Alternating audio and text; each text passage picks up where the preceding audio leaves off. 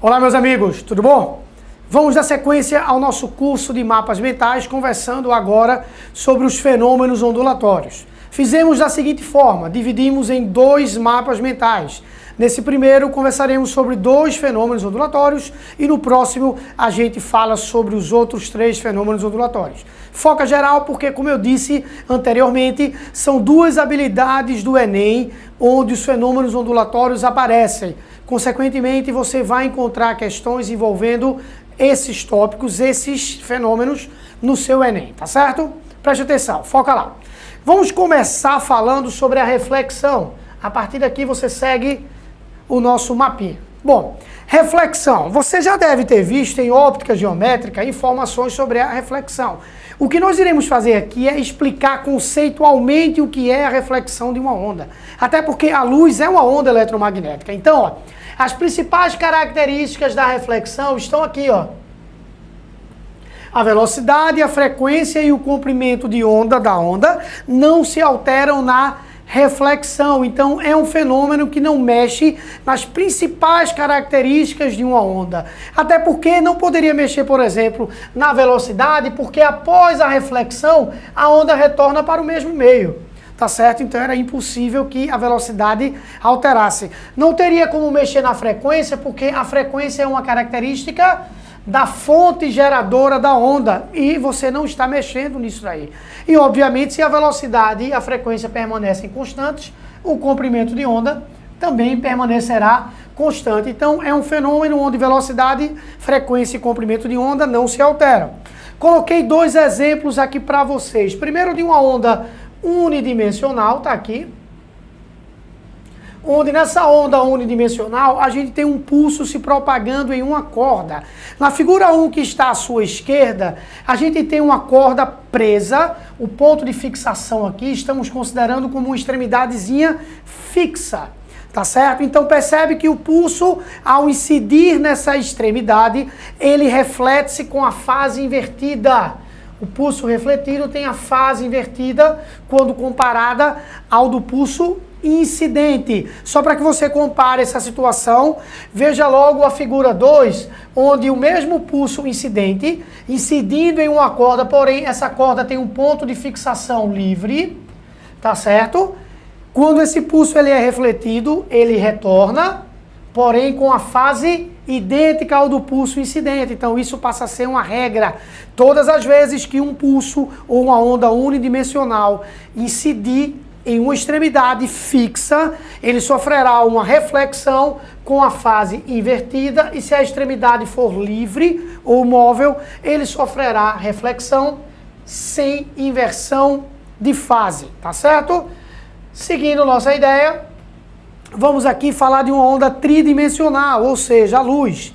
Colocamos um raio de luz incidente em um obstáculo refletor, que você pode considerar esse obstáculo refletor como sendo um espelho plano, por exemplo.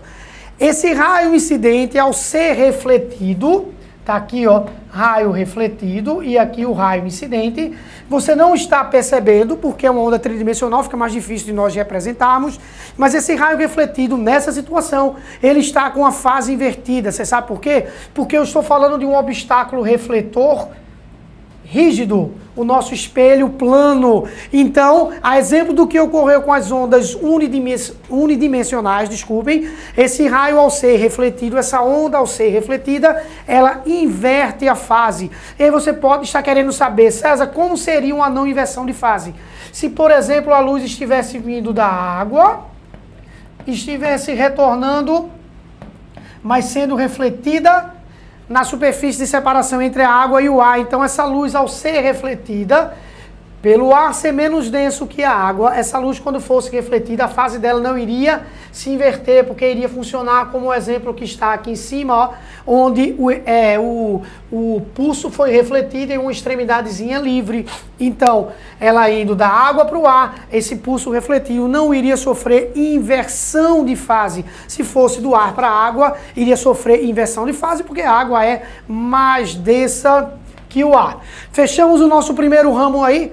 Entendido? Tá bom. Então vamos para o nosso segundo ramo, vamos conversar sobre a refração, que está de roxo aí, está de lilás para você. Agora você só olha essa região do seu mapinha mental.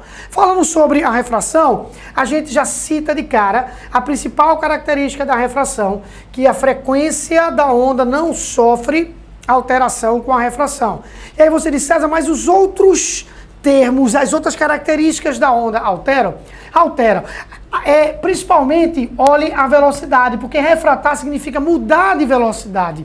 Então, refratar, quando a onda passa de um meio para outro, fatalmente ela muda a velocidade, porque a velocidade é uma característica do meio no qual a onda se encontra, tá certo? Mas ela poderia mudar a velocidade e a frequência mudar, tá certo? E o comprimento de onda, por exemplo, permanecer constante. Não é isso que ocorre. A frequência da onda não se altera, porque a frequência depende da fonte geradora. E tu não está mudando a fonte geradora porque essa onda passou de um meio para o outro meio. Então, como a frequência permaneceu constante e a velocidade mudou, quem muda na mesma proporção é o comprimento de onda. Então você não pode entender isso aí como uma equação, isso é uma simples proporção, tá certo? Que mostra que a velocidade muda na mesma proporção que o comprimento de onda na refração, até porque eles serão diretamente proporcionais devido à constância da frequência. Então, primeira característica, a refração, a frequência não se altera, consequentemente a velocidade e o comprimento de onda mudam na mesma proporção, tá certo? Então colocamos alguns exemplos, vamos começar com o exemplo aqui embaixo, onde obviamente a gente tem uma onda unidimensional ou um pulso, tá certo? Temos ondas se propagando em cordas.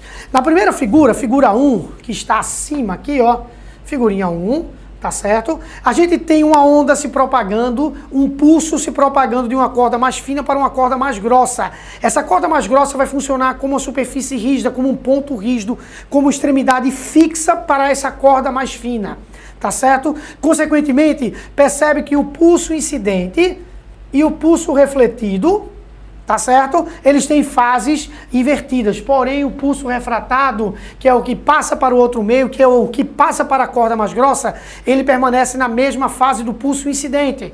Tá, César? Então o que foi que alterou aí? Foi a velocidade. A velocidade desse pulso alterou porque ele passou para um outro meio, um meio maior, de maior densidade. Consequentemente, muda a velocidade, porém, não inverte a fase. A fase invertida é só no pulso refletido. Olhando a figura que está abaixo, figura 2, aqui abaixo, você tem um pulso passando de uma corda mais grossa para uma corda mais fina. Veja que o ponto de fixação está na parede. Consequentemente, esse pulso incidente, quando passa da corda mais grossa para a corda mais fina, e ele é refletido, obviamente, quando ele se reflete, ele não inverte a fase. E o pulso refratado, como tínhamos dito anteriormente, ele já não inverte a fase de qualquer jeito. Mas o pulso refletido poderia inverter a fase, que é o que não vai ocorrer nessa situação, porque ele está passando de uma corda mais grossa para uma corda mais fina. Essa corda mais fina está funcionando nesse ponto aqui como extremidade livre para esse pulso, tá certo? Último exemplo encontra-se na refração, numa comparação entre a refração sofrida por uma fonte de som, né, uma fonte sonora de ondas mecânicas, e uma fonte de luz, uma fonte de ondas eletromagnéticas. Normalmente em óptica geométrica você só conversa sobre as ondas luminosas, mas preste atenção que tem uma curiosidade aí. Você lembra que as ondas sonoras são ondas mecânicas, então são ondas que adoram matéria. Consequentemente, as ondas sonoras, quando passam do ar para a água, a velocidade das mesmas aumenta. Bom, se ela está passando do ar para a água e a velocidade está aumentando, o comprimento de onda também está aumentando. Por isso que esse raio de onda está se afastando da normal. O ângulo está aumentando. Você não precisa ficar decorando aquelas frases inúteis, tá certo? É só você lembrar que se a velocidade aumenta, o comprimento de onda aumenta, essa onda tem que se alargar, ela tem que aumentar esse ângulo, tá certo? A luz não. A luz, quando passa do ar para a água, na água a luz tem uma velocidade menor, porque ela detesta a matéria, ela é uma onda eletromagnética. Tanto é que as maiores velocidades da luz encontram-se nos meios menos densos. Consequentemente, ela quando passa para a água, a velocidade dela diminui, tá certo? O comprimento de onda dela diminui, ela encurta. tá certo? O ângulo também diminui. Então veja que são refrações que geram desvios diferentes. Retorna para mim aqui. Entendeu direitinho? Então você vai me prometer que vai assistir outra vez essa aula sobre mapas mentais dos fenômenos ondulatórios, que você vai resolver nossa lista de exercícios. Só assim você passa para a aula de fenômenos ondulatórios 2, tá bom? Aquele abraço, tchau, tchau. Fica com Deus.